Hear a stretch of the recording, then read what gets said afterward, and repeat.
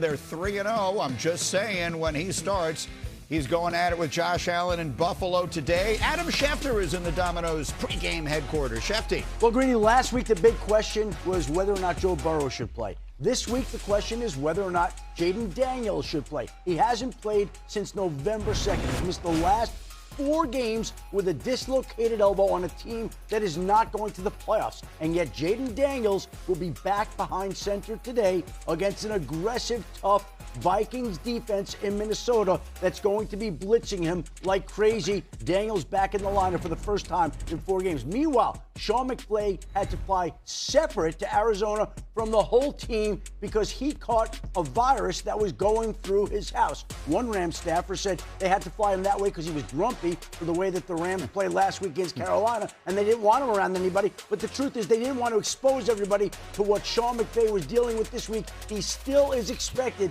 to be out there on the sideline coaching the Rams against the Cardinals today. But Roma Odunze will not be out there. He's dealing with a foot injury that right now is leaving him week to week. That means they're going to have to rely on their other players like DJ Moore, Luther Burden, Colston Loveland, while Roma Odunze sits out at this time. And while the Bears lose Roma Odunze, the Packers are getting back Jaden Reed. They activated him off IR yesterday. He is expected to play. That's a boost for the Packers offense today. That's a critical game in the NFC North, a division that did see the Lions play on Thursday night. Before we continue to look forward, let's go back to what we saw Thursday in Motown. Lions had won 14 straight following a loss, and they were ready to go at it against the red-hot Cowboys. And early in the game, Teddy, just look at the physical running game of David Montgomery. Yeah, and just the lack of substance for the Dallas Cowboy defense on this day. They got ran through.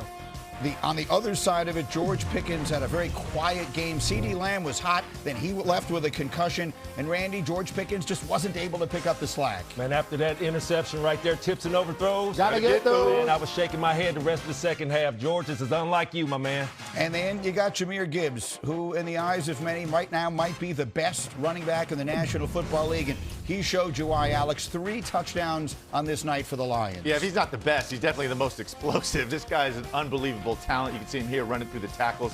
3 touchdowns on the night. This guy was a difference maker. Critical win for the Lions, one they desperately needed. Terrible loss for the Cowboys. So Detroit is 8-5. They have a 59% chance of making the playoffs. Cowboys at 500 with 4 weeks to play. Their chances of making the playoffs fall to just 7%, according to our analytics. The biggest storyline coming out of that game, the thing that I think has caused the most conversation, has been the performance of George Pickens. And, Randy, there's no one people want to hear from more than you. What did you see? You know, I seen nothing. Definitely in the second half when CeeDee Lamb, went out the game. One thing, I've been praising George Pickens all this season, even when CD was hurt for those couple of weeks. But one thing, going off what I saw the other night, and I was talking about, contract year, this man, pay him his money. But I just seen a guy that was disinterested in whatever was going on offensively with them, Schottenheimer and Dak Prescott.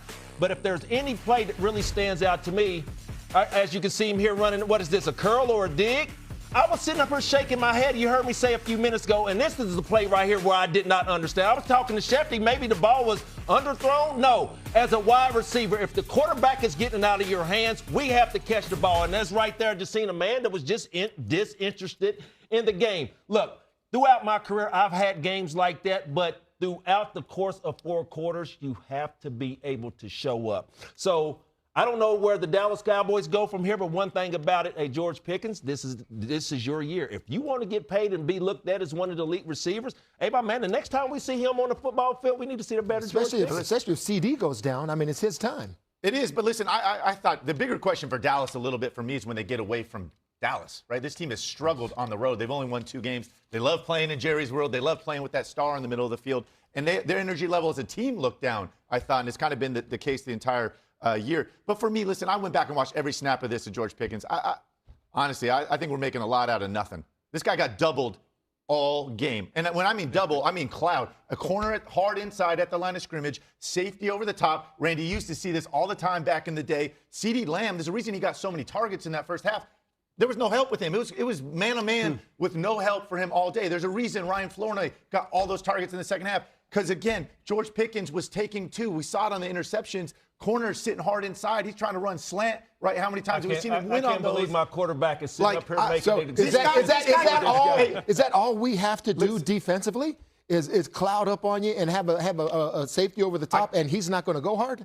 That's it. Listen, there were a couple plays that were funny and weird scenarios. The fade where it was like 3rd and forever, and again we threw the ball. Dak threw it out of the back of the end zone. But this guy got everybody else open, is what I'm saying, right? Like we only looked at his targets and catches and numbers. But listen, this guy got everybody open. He's running posts, taking 2, and they're hitting deep crosses under it. Like real quick, two weeks ago. They made a living out of slants, okay? Yep. And one thing that I said in last week's show, if you want to be able to stop the Dallas Cowboys in that short down and distance, you have to be able to stop the slant because George Pickens is running against man, zone, and 2-man.